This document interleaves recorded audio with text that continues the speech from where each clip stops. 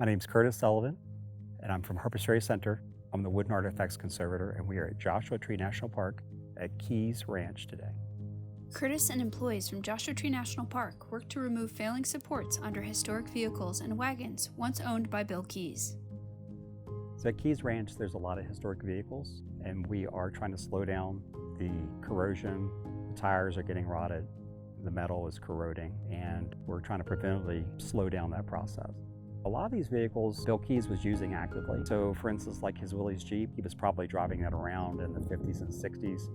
So the vehicle itself has been here for a very long time. The Park Service has been maintaining that since the late 70s.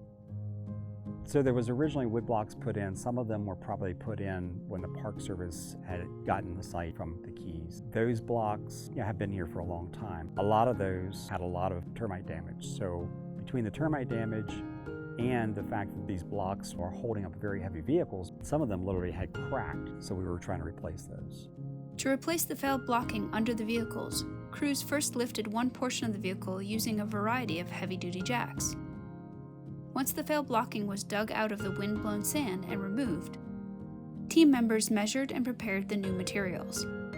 Wherever the block was placed at before, we took that into account when I was trying to calculate where the new blocks should be. Some places we decided to put them in a different spot. So like they had put them, for instance, under an axle. Instead, we decided to put those blocks where the leaf springs and the axles come together, which is a much stronger union. We just had to make sure that it was in a very strong place, where the vehicle has the most support. The new support boards are made from recycled plastic and aluminum. A variety of 6x6s were used to achieve the appropriate height to lift the wheels off the ground, while 2x8s and 2x10s were used to provide a wider base to better distribute the heavy weight. The bottom pieces were attached together using stainless steel screws, while the 6x6s were lagged together using stainless steel legs. We've added back in those blocks and brought the vehicles back up in the air. No longer are they touching the ground.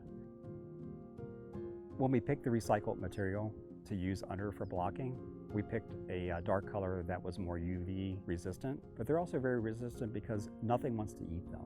They are not porous like wood, so they're not going to soak the water up. For the wagons, the crews used heavy-duty jacks to lift one wheel at a time to remove the failed support board. Measuring the old board, the crews created new supports to keep the wheels out of the sand. Crews then placed the new support boards and lowered the wheel back down before moving on to the next. The team also treated some of the metal and wood on the wagons. They used a synthetic microcrystalline wax with a dark pigment on the metal and an oil-based preservative on the wood. The metal is pretty resistant to UV. This is a sacrificial coating, so that takes the brunt of the weathering, and the metal is protected. The wood preservative that we're using is X100. It's an oil-based preservative that has UV inhibitors.